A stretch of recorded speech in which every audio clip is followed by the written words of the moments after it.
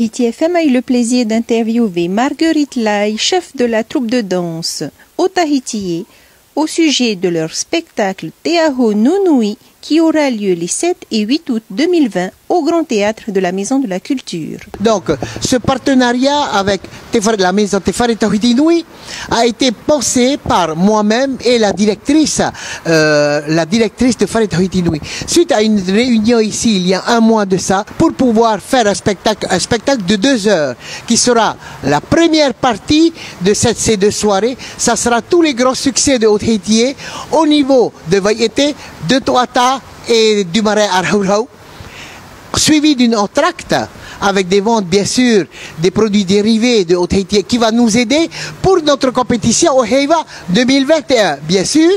Et la deuxième partie sera intégrale, le spectacle Teaho Nunui, gagnant du Heiva 2019. Alors, le spectacle Teaho Nunui, qui sera dans la deuxième partie de la soirée, ce spectacle gagnant du Heiva 2019, Teaho Nunui parle du souffle sans fin, qui est transmis d'une personne qui s'en va, d'une personne qui meurt, d'une personne qui quitte la planète Terre pour aller dans la planète éternelle et qui passe son souffle à quelqu'un de jeune ou de la famille ou quelqu'un avec qui il a envie de transmettre.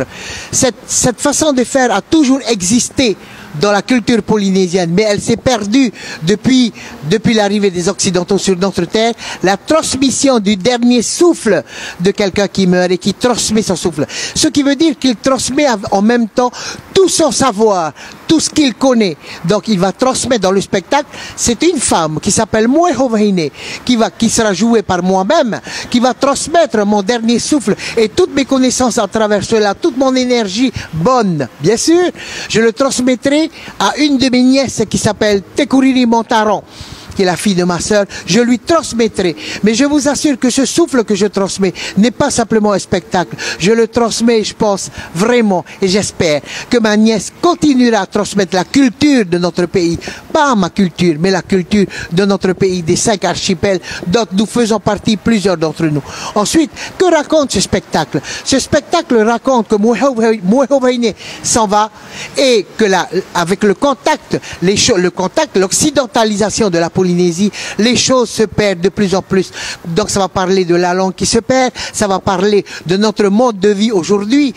Avant, quand je dis avant le contact, et même pendant l'époque pré-européenne, lorsque les Polynésiens se mettaient à danser et chanter, ils aimaient ça. C'était Tahiti, Tahiti, attends, nous sommes des gens joyeux. Mais certaines choses étaient interdites à l'époque.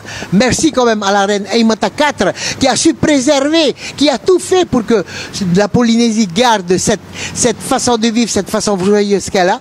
Et la christianisation arrive, et vous allez voir dans le spectacle, les choses vont se faire d'époque par époque. Toute cette jeunesse qui se mettait à danser avec des costumes montrant la beauté de leur corps sans se dénuder.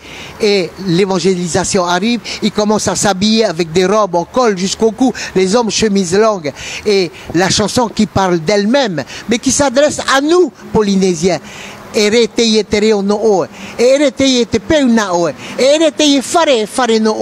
Donc raconte la perdition de la culture à tous les niveaux. Lorsqu'on dit culture, la façon dont on fait la cuisine, la façon dont on fabrique nos maisons, notre langue qui se perd petit à petit. Voilà l'histoire. Teaho Nunui, la transmission du souffle de la vie et du souffle de savoir, qui est tout à fait quelque chose de polynésien et non inventé par moi-même. Le dernier mot, je m'adresse à tous les artistes, spécialement dans le Haut-Ri. Nous ne pouvons pas attendre après notre pays, nous ne pouvons pas attendre après nos hommes politiques, nous ne pouvons pas attendre après notre ministère pour nous appeler à faire quelque chose. C'est à nous lever, aller frapper les portes pour que nos groupes puissent continuer. Parce que Haut-Tahiti, c'est un groupe qui travaille tout le long de l'année. Et avec ce Covid-19, nous avons perdu toutes nos activités dans les hôtels, chez les particuliers, pendant les mariages, sur les paquebots et plus rien. Nous n'avons plus rien depuis le mois de mars. Donc mon dernier message, c'est, écoutez, venez voir ce moment magique, venez voir ce temps merveilleux, surtout que spécialement cette année, il n'y a pas de Heiva.